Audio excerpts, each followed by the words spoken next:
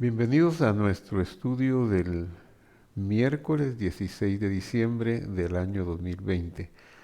Le damos gracias a Dios haber llegado al final de este año con estos estudios, pues ya tenemos hoy miércoles 16 de diciembre y hemos llegado al estudio número 31 del Evangelio de Juan. Hoy les quiero hablar sobre el tema El enviado. Quiero hacer una oración para pedir la gracia del Señor y su bendición para enseñar este tema. Padre que estás en el cielo, bendito seas tú que pones el querer y el hacer y que de tu voluntad vienen todas las cosas que son buenas. Y si hay algo que es bueno es tu palabra y algo que es de tu agrado es escudriñarla, enseñarla, meditarla y practicarla. Te ruego, querido Padre Celestial, que nos des tu bendición al hablar de este tema de Juan, del Evangelio de Juan, y que nos des una instrucción valedera para nuestras vidas. Gracias porque siempre estás atento a nuestros ruegos. En el nombre de Jesús. Amén. Le doy la bienvenida a todos los escuchas donde quiera que se encuentren, tanto en Guatemala como fuera de Guatemala. Eh, un asiduo asistente a estos estudios ha sido el hermano Isaías Vargas. Hoy se encuentra en una cama de hospital y se encuentra muy afectado en su salud y el ruego de mi corazón es que Dios ponga su mano sobre él, sobre su familia, allá en Arizona. Pero también hay otros eh, hermanos, amigos que nos escuchan, especialmente en la ciudad de Guatemala, de la Iglesia Visión de Fe. Para ellos un saludo cariñoso. Conchita Charito en Tacoma, Luisa de Vázquez en Tacoma, mi hermano Rola también en Tacoma y hasta lo último de la tierra. También le estoy muy agradecido por la recuperación de la salud de nuestro amado hermano Juan Carlos Alvarado. Gracias a Dios que él ha extendido su mano para salud de él y que así sea con todos los que están pasando una etapa de aflicción. Así que después de este saludo quiero leer en el Evangelio el capítulo 9 y el versículo 4 de Juan. Dice así: me es necesario hacer las obras del que me envió, mientras dura el día. La noche viene cuando nadie puede trabajar. Mientras dura el día, esa parte del versículo lo podemos entender que se atribuye al Señor Jesús. Él es el día, Él es el día, Él es la luz. Él dijo: yo soy la luz del mundo, y la primera vez que aparece mencionada la palabra luz al, en el relato de la creación, dice: y llamó a la luz día. Dijo el Señor: sea la luz, y la luz fue, y llamó a la luz día. Él es el día, el Señor Jesús es el día. Y siempre que se refiera al día, ya sea el día del Señor, se está refiriendo a Él, o a los últimos días se está refiriendo a Él, a su venida a la tierra y lo que sucedería después. Dice: me es necesario, dice el versículo 4, hacer las obras del que me envió. Y esto es algo muy profundo, porque su venida a la tierra fue el acto de amor más grande que podamos nosotros entender hacia este universo. Este universo lo había tomado la serpiente bajo su poder, cuando Dios en su amor tan grande pone a nuestros padres Adán y Eva en el huerto del Edén y pone el huerto del Edén en la tierra con el propósito de que el hombre se multiplicara e irradiara la luz desde el huerto del Edén, partiendo del árbol de la vida hacia todo el universo, hacia todo el cosmos, pero aquella misión tenía una condición, como era una isla, un oasis que estaba en un mundo dominado por la serpiente a causa de esa antigua rebelión. Tenían ellos que depender del árbol de la vida, y un momentito que ellos dejaran de depender del árbol de la vida, y así sucedió, dejaron de depender del árbol de la vida y le hicieron caso al engaño de la serpiente y pasaron a depender o a comer o a tocar el árbol del falso conocimiento, y entonces ellos quedaron separados y nosotros con ellos de la gloria de Dios. Pero Dios en su gran amor no quiso dejarnos muertos en delitos y pecados, sino que en su gran amor hizo un plan de salvación, un plan de rescate para esa obra de creación llamada el hombre, la humanidad. Y entonces diseñó eh, las condiciones y los requisitos para venir y rescatar, y las deja escritas en el cielo, deja su ley, su palabra, y viene Él reducido en una forma, la forma más simple de la vida, en una semilla que luego germinaría en un hombre portando los pecados de la humanidad. Y mientras estaba en esa condición de portador, de el representante que habría de reconciliar a aquella humanidad que se había separado de Dios por causa del pecado del principio.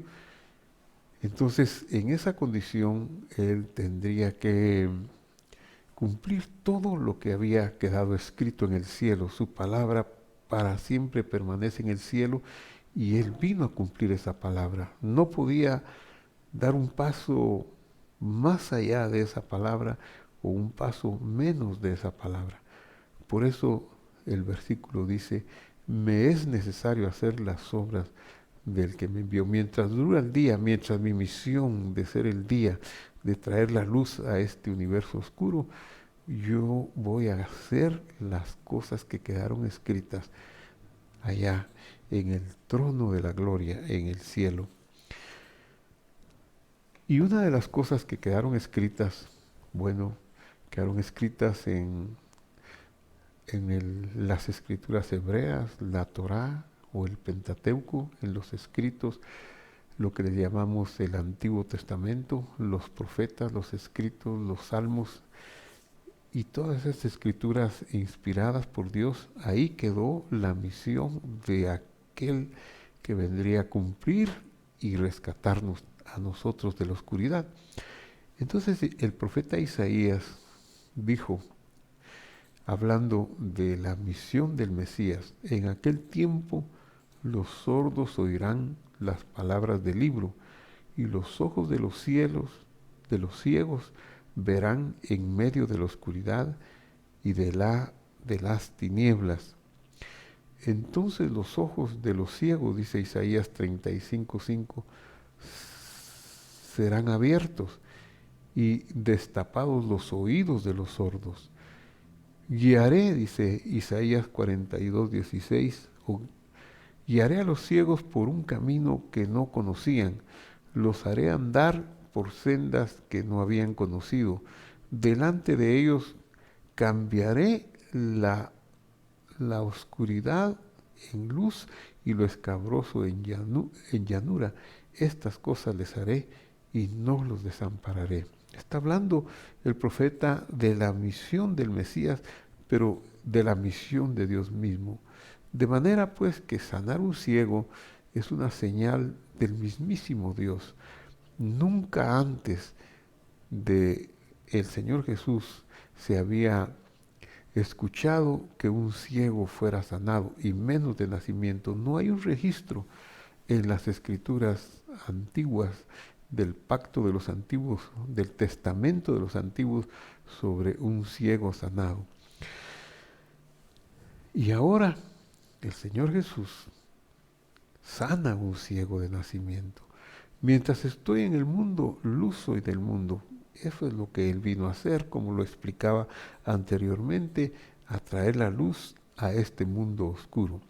Dicho esto, dice el versículo 6 del capítulo 9, escupió en tierra e hizo lodo con la saliva y untó con el lodo los ojos del ciego.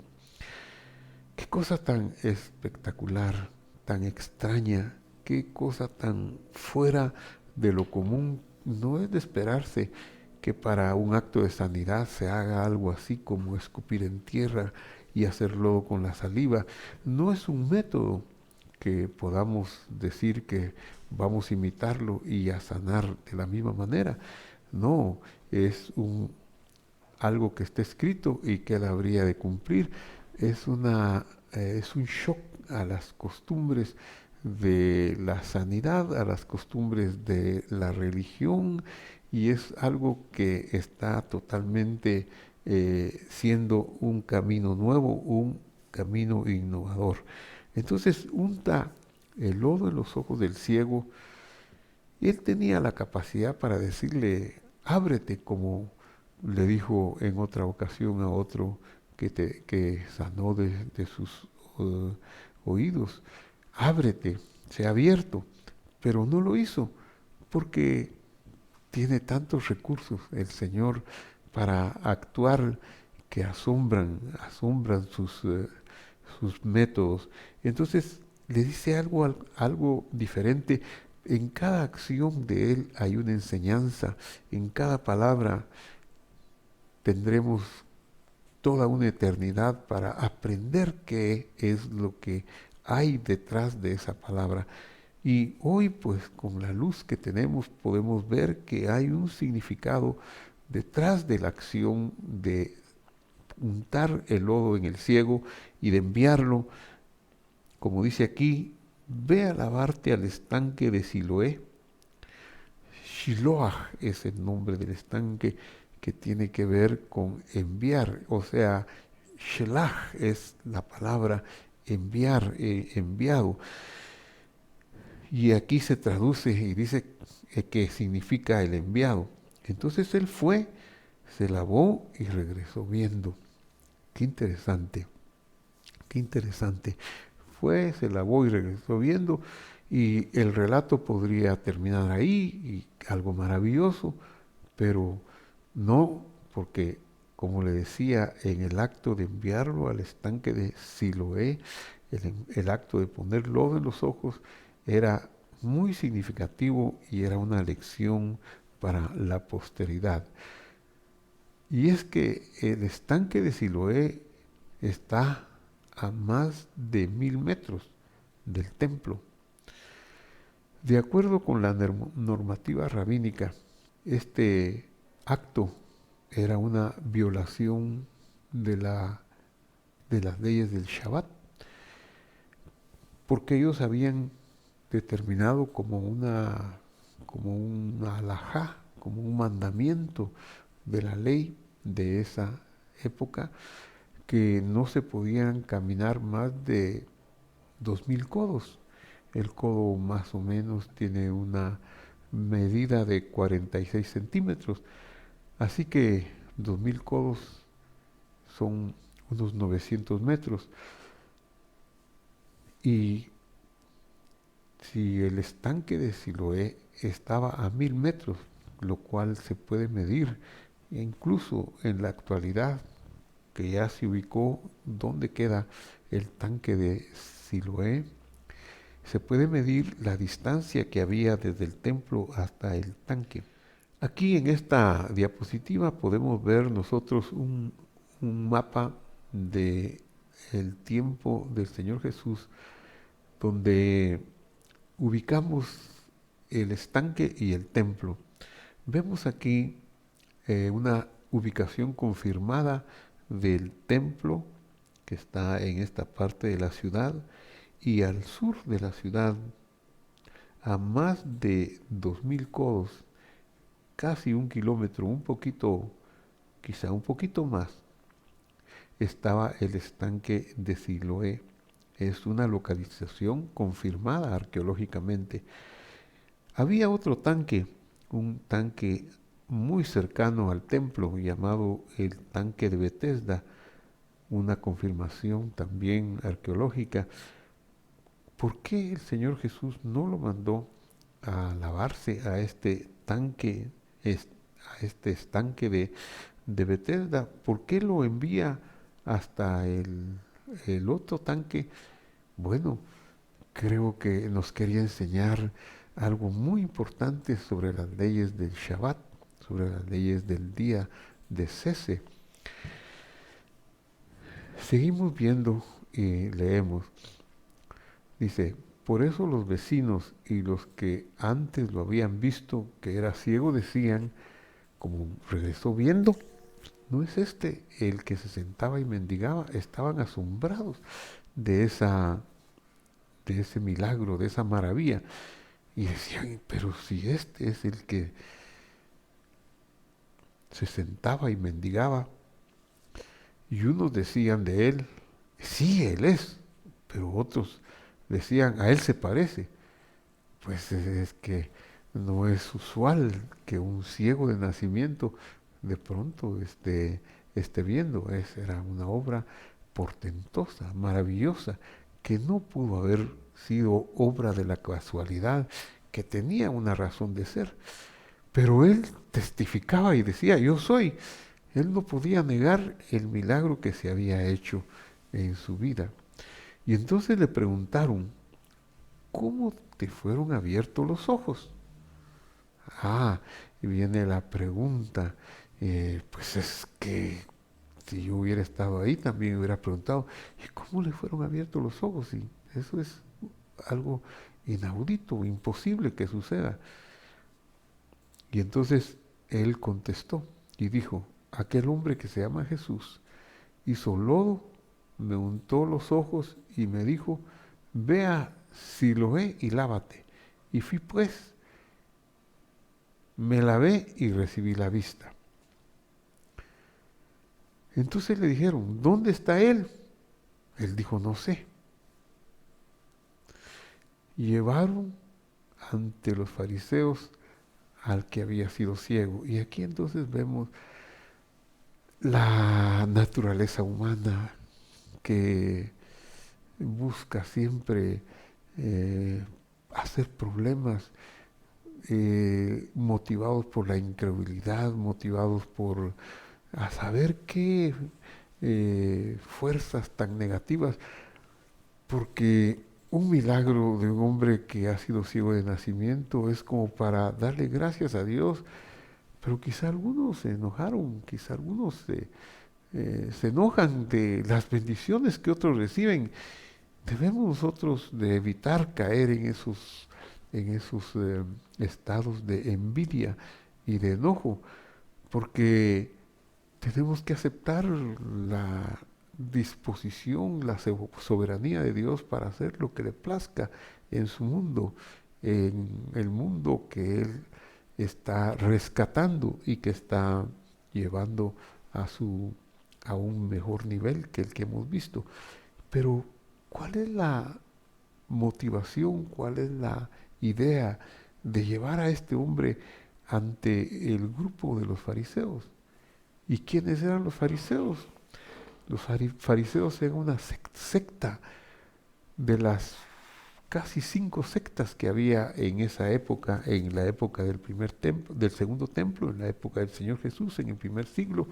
Se habían originado unos 150 años antes por motivos tal vez correctos, de buscar una mejor forma de servir a Dios, pero con el tiempo fueron eh, poniendo demasiadas leyes y haciéndose un grupo muy selectivo y poniendo algunas normas que hacían casi invivible el tener una vida tranquila para con Dios, pero que llegaron a tener una influencia muy importante en el primer siglo para ser aceptados en la comunidad del pueblo de Israel, del pueblo de Judá. Entonces lo llevaron ante los fariseos, al que había sido ciego. Y luego el versículo 14 nos da una clave, y era sábado.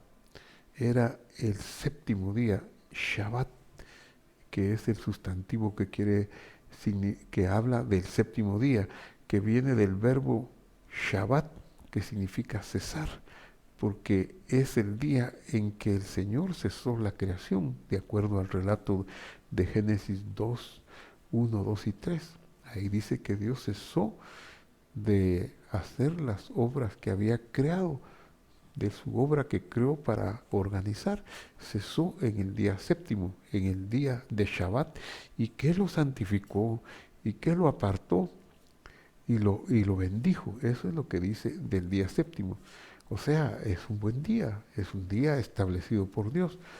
Pero veamos aquí el relato, era sábado cuando Jesús había hecho el lodo y le había abierto los ojos a aquel hombre.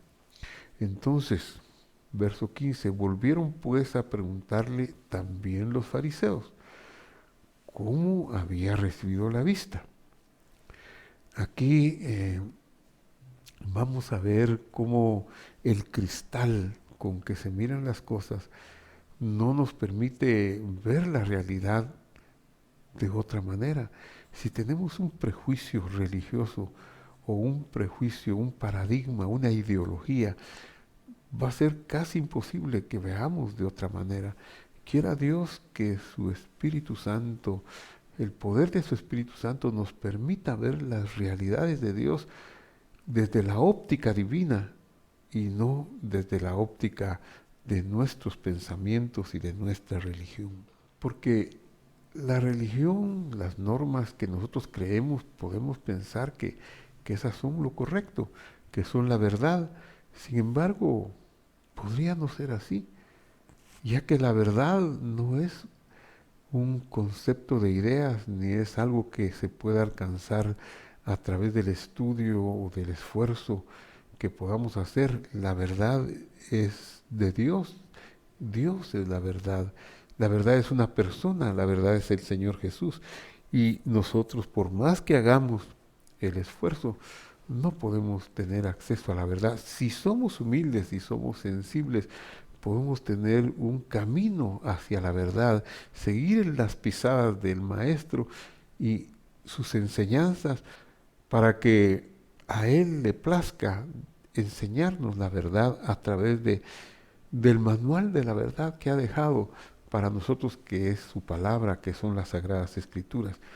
Entonces, le volvieron a preguntar los fariseos cómo había recibido la vista, y él les dijo, me puso lodo sobre los ojos, me lavé y veo. Esto para ellos fue un veneno. Entonces algunos de ellos decían, este hombre no procede de Dios.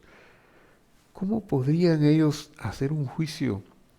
Están enjuiciando a Dios mismo, que dejó establecido en el cielo las obras que habría de hacer cuando estuviera en la tierra, que Él vino a hacer la verdadera enseñanza de lo que es el Shabbat, de lo que es el cese, de lo que es el día que Él estableció como el día de reposo. Pero corregirle a Dios, corregir la plana a Dios, ya es demasiado orgullo.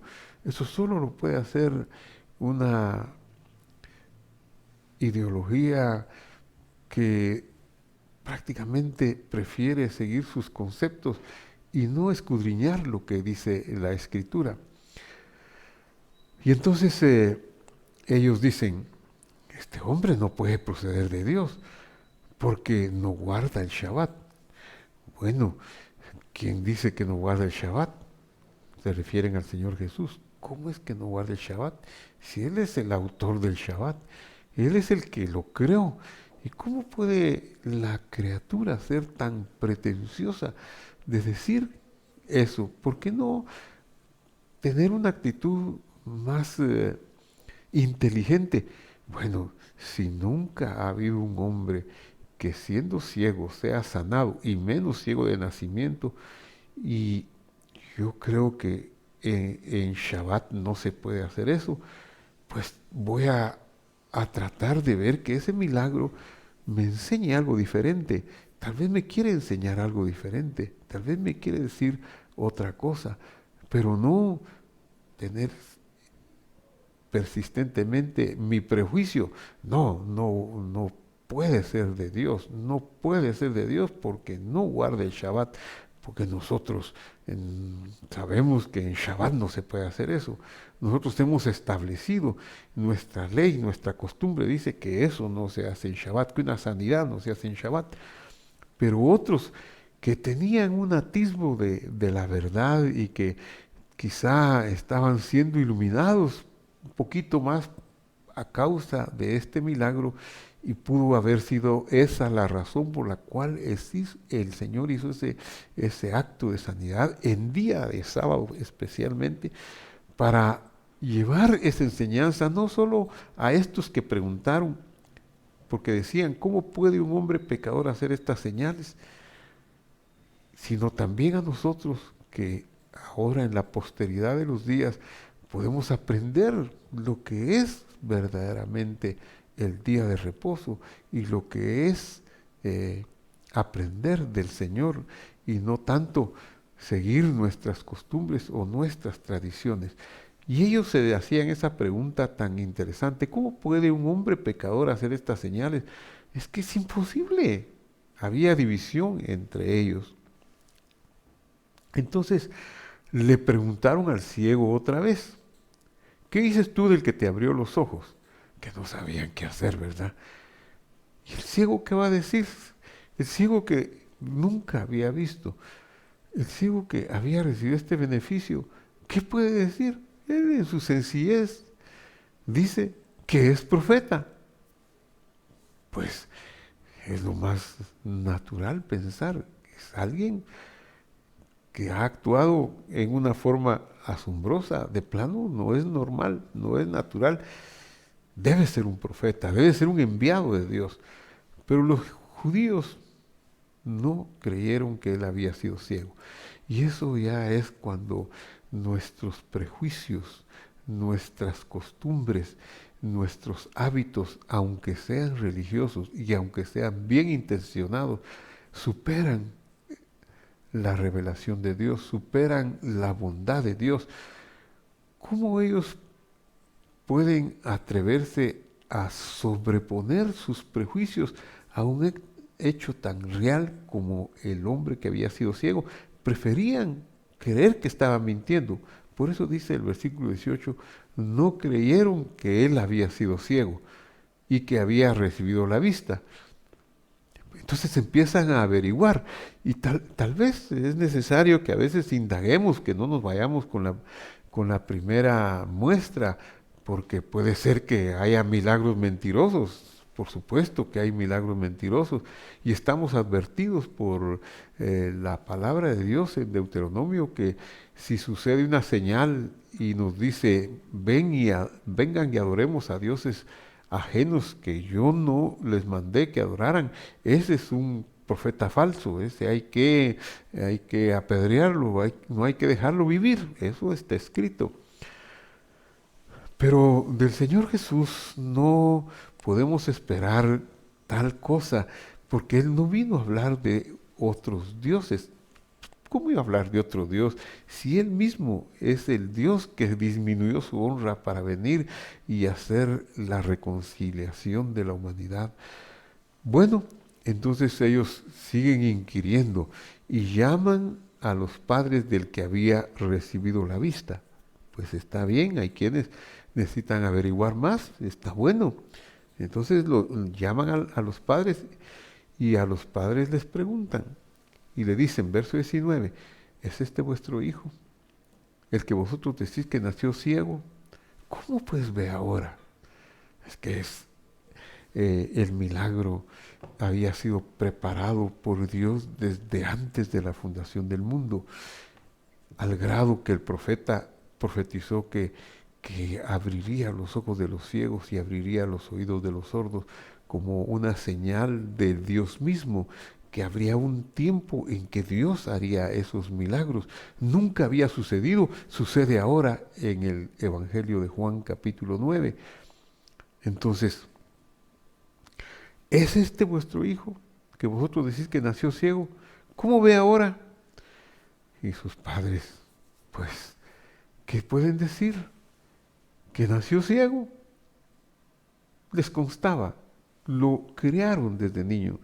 Y respondieron y dijeron a los fariseos, sabemos que este es nuestro hijo y sabemos que nació ciego, pero ¿cómo ve ahora?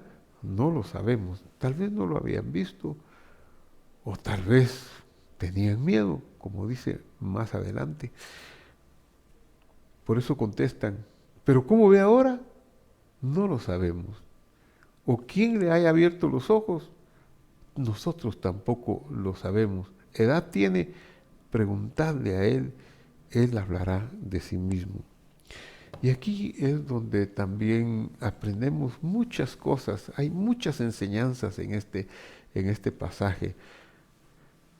Y es sobre las personas que son diferentes, las personas que no son como nosotros, que no nos, yo ya aprendí a no llamarles que no son normales. ¿Quién es normal? Pues son diferentes sencillamente, tienen otras cualidades, tienen otras necesidades. Son personas, muchas de ellas, que tienen discapacidades, como es el nacer ciego, es una discapacidad que necesita ser ayudado, que necesita tendérsele la mano y tener muestras de afecto para él. Y este hombre quizá pues llegó un momento en que ya no podía valerse por sí mismo o ya no podían atenderlo sus padres, así que decide ir y pedir limosna para el sustento. Por eso los padres contestan, ¿edad tiene? Preguntadle a él. Quiere decir que él tal vez había alcanzado la mayoría de edad, ya era un hombre adulto y ahora se estaba valiendo por sí mismo.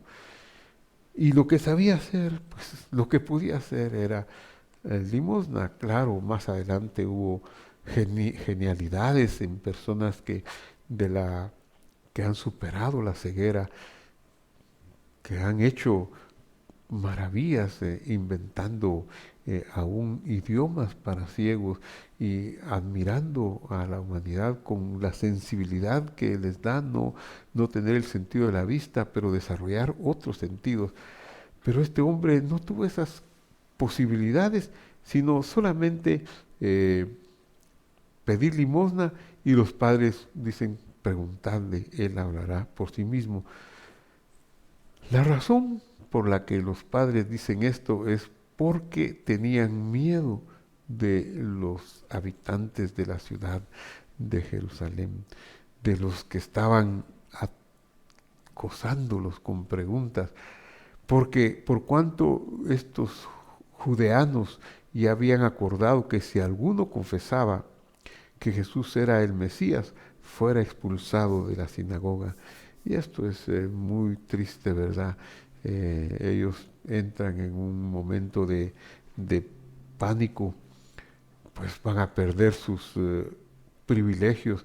Pero qué triste es también querer preservar privilegios de una costumbre, de una tradición que vaya incluso en contra de la experiencia, en contra de la verdad. Así que no es lo más loable, no es lo más eh, deseable que se pudiera dar, pero pues ese era lo que tenían, ese era el sistema represivo que aquella costumbre y que la religión muchas veces impone. A veces la religión impone costumbres, leyes que por ser tan rígidas pueden incluso entrar en contradicción con la palabra de Dios y con lo que Dios quiere que se haga. Perder un privilegio, perder una oportunidad, ser expulsado de la sinagoga, bueno, tal vez no es tan criticable la actitud de los padres, es más criticable la actitud de los que establecen las normas. Bueno, la sinagoga, ¿qué era la sinagoga? Era una asamblea que se había hecho un poquito en protesta con el templo, porque en esa época de cuando nacieron los fariseos, el templo de Jerusalén se había puesto en manos de la potencia extranjera y había, ya no había una pureza en cuanto a los líderes, a los dirigentes del templo. Entonces la sinagoga vino a ser como una revolución, pero también una revolución tratando de buscar la verdad. Sin embargo, al final se convirtió en un acto de opresión. Y si no puedo estar en mi grupo en la sinagoga, voy a estar muy infeliz. No es lo mejor, no es lo más deseable, ¿verdad? Que la religión tome ese lugar de opresión. Entonces dice que confesar que Jesús era el Mesías era el riesgo de perder ciertos privilegios, ciertos honores. Qué triste. Por eso dijeron sus padres, edad tiene, preguntarle a él. Entonces continúa el interrogatorio y llaman de nuevo al hombre y le dicen al que había sido ciego, da gloria a Dios. Y esto es una especie de un conjuro para decir la verdad. Haz un juramento, da gloria a Dios y vamos a ver y a obtener aquí que nos digas la verdad. Da gloria a Dios. Nosotros sabemos que ese hombre es pecador. Qué dureza del corazón humano. Eso me asombra, que el corazón humano prefiera guardar los ritos, que la religión muchas veces fueron buenos ritos que comenzaron con una revelación que Dios dio a los hombres. Fue una buena acción la de los fariseos de buscar la verdad y de establecer algunas normas como los lavamientos de las manos, el bautismo y otras cosas que establecieron en protesta a la corrupción que había en el templo de Jerusalén, pero también ellos volvieron a caer en lo mismo,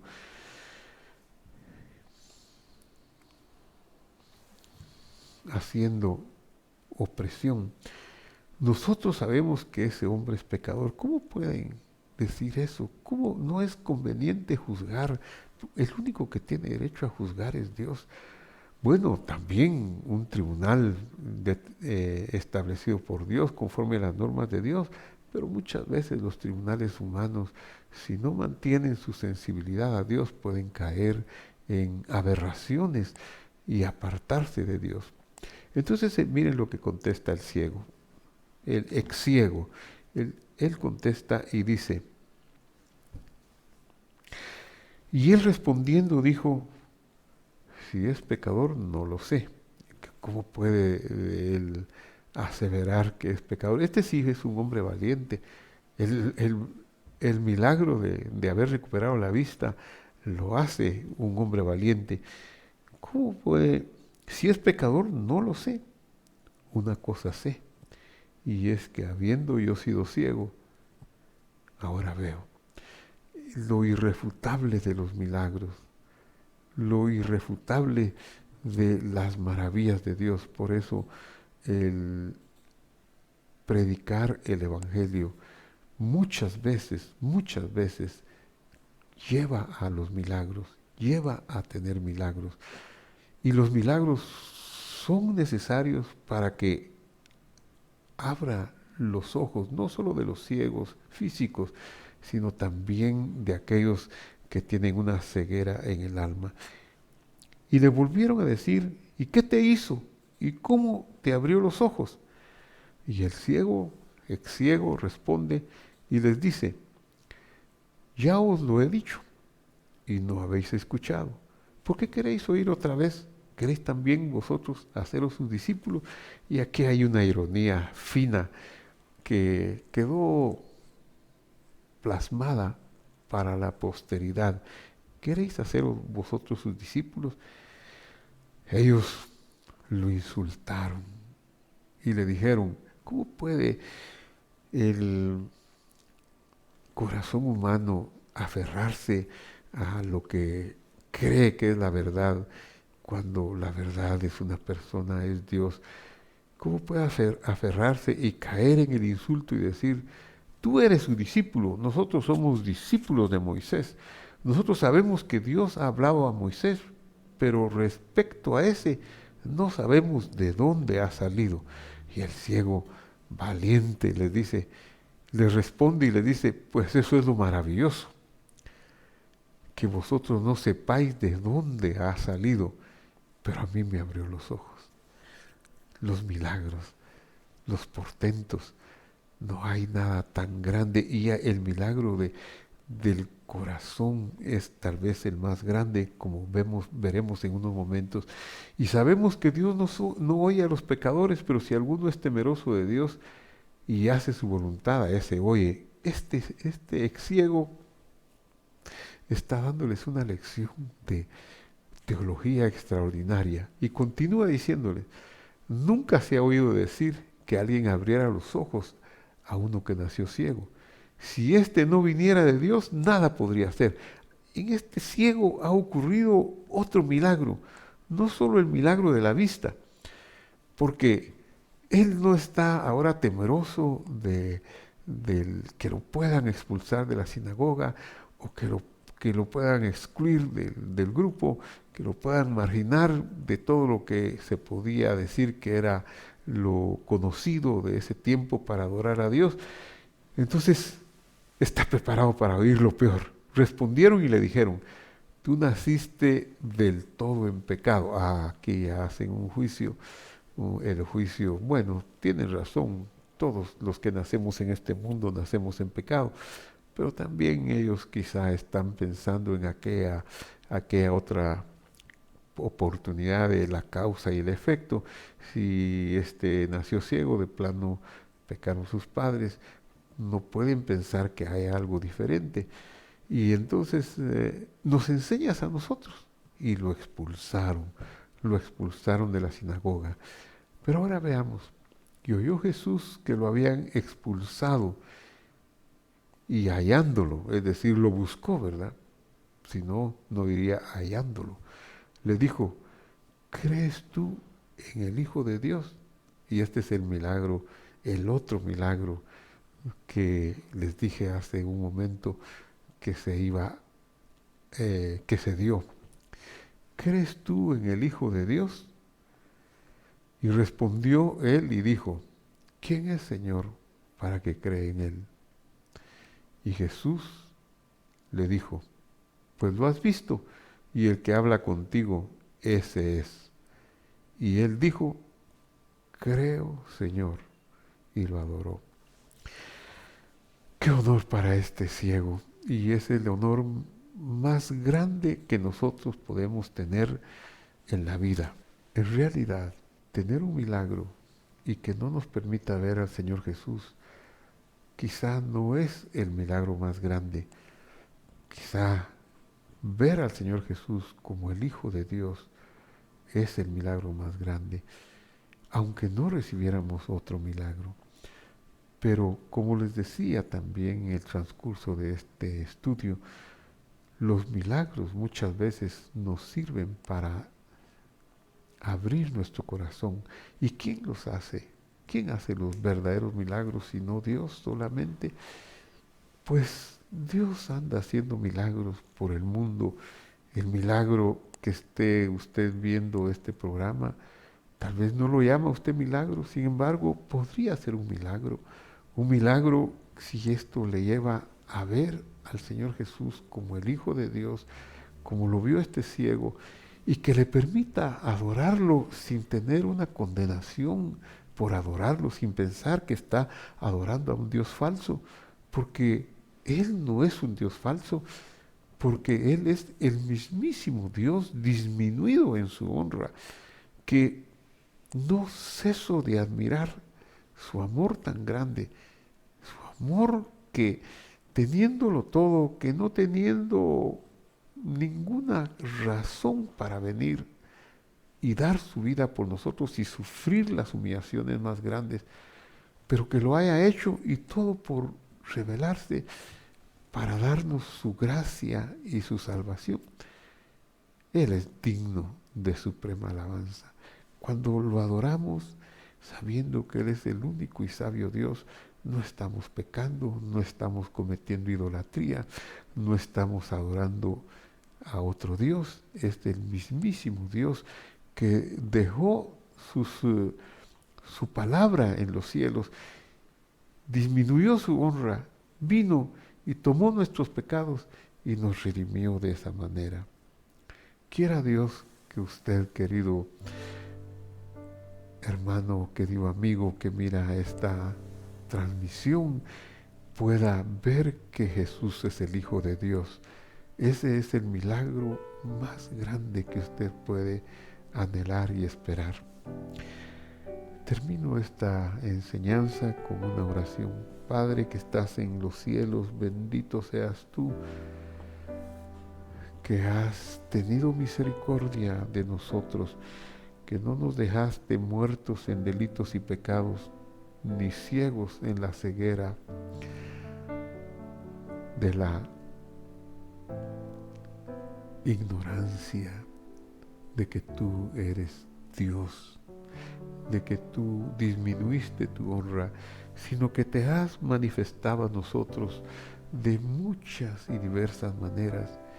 Señor, solo con que el sol salga al día sería suficiente, solo con la lluvia que cae sobre nuestros campos, seamos dignos o no de ella, solo con la respiración que hacemos a cada instante sería suficiente para reconocerte, pero la serpiente nos encegueció el entendimiento para no ver la gloria tuya, y por eso tú tuviste que hacer un sacrificio superior, dejar tu trono, venir en la forma de la expresión mínima de la vida, que es una semilla, portar nuestros pecados y de esa manera revelarte a nosotros.